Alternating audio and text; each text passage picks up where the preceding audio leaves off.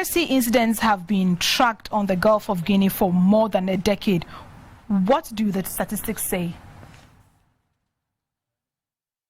Please, can you say that again? I didn't get it clear. I am asking that piracy incidents have been tracked on the Gulf of Guinea for decades now. What does the statistics say? The statistics?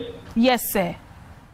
Oh, if you can share with us some statistics. I don't know which statistics where we are going to start from, but suffice to say that yes, the incidence of piracy and related incidents in the maritime domain has been on the increase in the Gulf of Guinea. So, by way of statistics, I think last year we had a total of about 130 piracy and related incidents within the Gulf of Guinea. And so, and this year so far, from where we stand, we have at least a total of 34 at this point in time. And with the latest incidents, we are looking at maybe 35 so far in 2021 across the Gulf of Guinea. We are being told that the Gulf of Guinea is now more dangerous than the Somali coast. Why is piracy increasing on our waters, sir? Well, piracy, as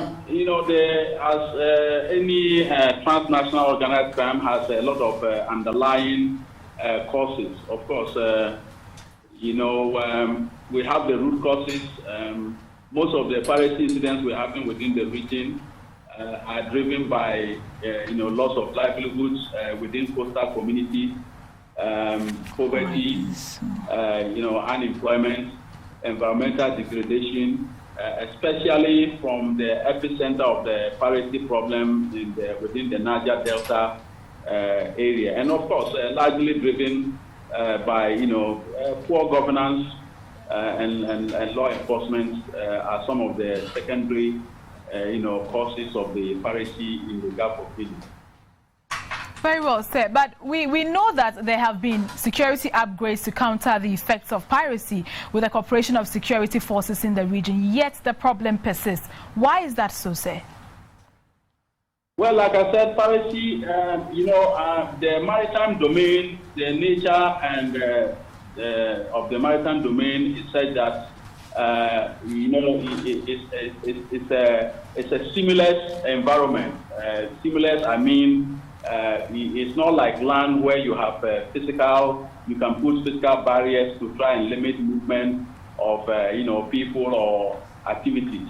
So, given the continuous nature of the maritime domain, if criminals are able to plan their activities in one country and carry out in another country, so it means that no one country has all it takes to be able to protect your exclusive, jurisdiction of maritime domain. So it requires all the countries to work together, and working together across the region, you need a lot of resources. I'm talking about having the capability not just to manage your own maritime space, but to be able to support other countries to also prevent the criminals from using their space to threaten your interests at sea. So we are talking about issues of lack of capacity on behalf on the part of all the countries to single-handedly manage the problems of piracy and other illicit maritime activities which are transnational in nature. And so that is the reason why currently the Gulf of Guinea countries have come together to work together through what we call information sharing and coordination of efforts. But this requires each country to have more than enough capability to work within only your country. So currently we are having deficiencies in maritime law enforcement capabilities, deficiencies in information sharing and maritime domain awareness. And then of course we also have deficiencies in legal processes. Most of our laws have across the region, except some few countries, have not been properly updated to be able to ensure that we have comprehensive laws and the appropriate legal system to be able to prosecute maritime offenses effectively. So these are some of the contributory factors to the continuing, spread of piracy in the region. So, of the factors you just made mention of, is funding one of them? Because we know that the EU has contributed a substantial amount of money to fight against piracy. Say that again? I'm saying that with all the factors that you just made mention of, is funding one of them? Because we know that the EU has contributed substantially to the fight against piracy. Yes, obviously, like I said, maritime security is one of the most expensive, security, areas you are talking about. We are talking about buying ships, getting aircraft, getting trained professionals, and so on and so forth. So these challenges of funding has always been with the region. And so the EU, including other international partners, has been supporting with the fight against piracy through capacity building, legal reforms, and even at times, bringing in ships to partner with regional countries to fight the crime. But like I said, maritime crimes are very complex in nature because it involves a lot of, elements. The crime is planned somewhere, is conducted somewhere, and it's going to impact a number of, interests, including both regional and international interests. So tackling it requires a lot of resources. So the EU has been supporting, and the support is not always,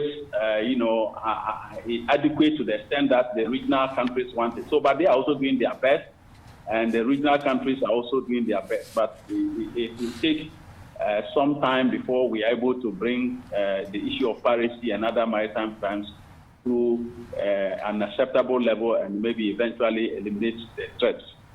Okay, sir, quickly, before I take leave of you, what would you say should be done in the long term, as a long-term solution to slowing down the activity of pirates, taking into consideration the fact that a lot of people are there without jobs? Well, of course, addressing piracy, like I said, the root causes, which I earlier alluded to, which includes, loss of livelihood, poverty, unemployment, especially within the coastal communities, and of course, issues of governance. So if you ask me, the long-term solution is for us to improve maritime governance, which will ensure that we are able to provide the necessary avenues for the coastal communities to end decent living, and then to stem the flow of the youth and others from engaging in criminality, including drug trafficking, illegal, unreported, unregulated fishing activities, weapon trafficking, and so on and so forth. These are the root causes of these have to be dealt with in the realm of good maritime governance or good governance. The other side is that we need to equip and support our law enforcement agencies with the necessary requisite assets, so that those who will fail to yield to government effort to provide alternative livelihood for them can be detected, interdicted, and properly prosecuted to serve as a deterrent to others who will want to go that direction. So, and then of course, given the fact that the issue of piracy and other transnational maritime crimes cuts across the region, we need to get all the countries to work together. And this is where the ECOWAS Multinational Maritime Coordinating Center, Zone F, stands for. Our job primarily is to do what we call information sharing and coordination of efforts across amongst the various countries, so that they can pool their effort together to ensure that they all collectively deny space for these pirates to be able to, operate across the region very easily. So that is what the center is doing, and it's continued to do it. We also need collaboration from the maritime industry. I'm talking about both the commercial shipping and the fishing industry. All these elements will have to be, brought together under the framework of cooperation, collaboration, and coordination of efforts to ensure that we work in a manner that brings a lot of synergy in our efforts to ensure that the crime, which is currently threatening the benefits that the Gulf of Guinea offers to the coastal states, is not taken away by criminals. Very much, sir, for spending time with us this afternoon as being speaking.